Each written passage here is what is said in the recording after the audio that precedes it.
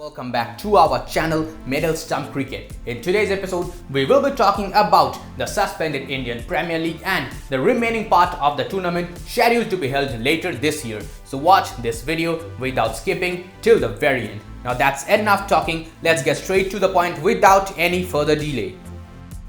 Amidst all the hugs, tears of joy and relief, Australia's jumbo IPL contingent comprising players, support staff and commentators on Monday reunited with the family members after serving a 14-day hotel quarantine over there. The 38-member Australians landed in the country 2 weeks ago after a stopover in Maldives due to travel bans from COVID-19 ravaged India. The highlight of the day was Premier fast bowler Pat Cummins exiting the hotel and reuniting with his pregnant partner Becky Boston, a video of which was uploaded on Twitter by well-known Australian sports journalist Chloe Amanda Bailey.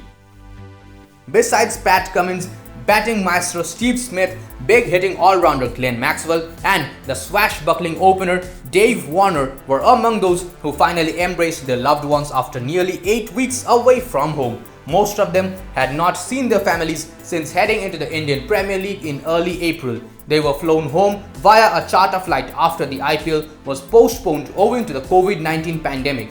The lucrative league will now resume in the UAE in the middle of September.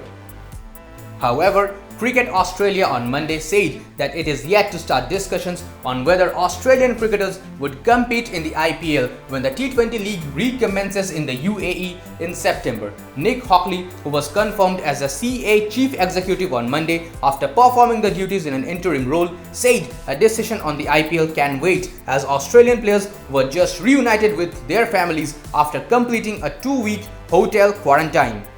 Hockley said that the players will regroup at the National Cricket Centre in Brisbane in a couple of weeks before the West Indies tour, and that would be the time to refocus. He said that the players are quite clearly shaken by the experience and are very appreciative to be back home and very much looking forward to being reunited with family and friends.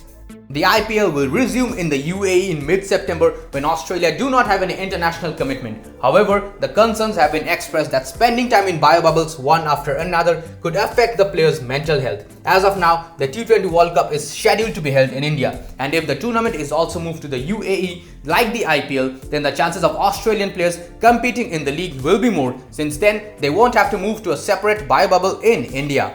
Speaking about the T20 World Cup, the BCCI will ask for 1 month's extension to decide on hosting the T20 World Cup in India amidst the looming COVID-19 threat when the all-powerful ICC board holds a virtual meeting on Tuesday to discuss a host of other issues as well.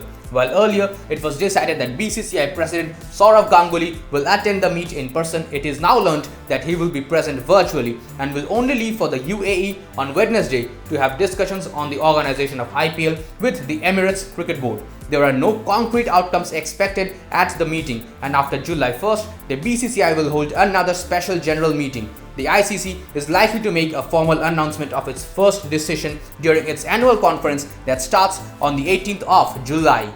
However, one thing is clear, that even if BCCI manages to host the tournament between the 3rd week of October and the 2nd week of November, there is no question of 9 cities being allotted games.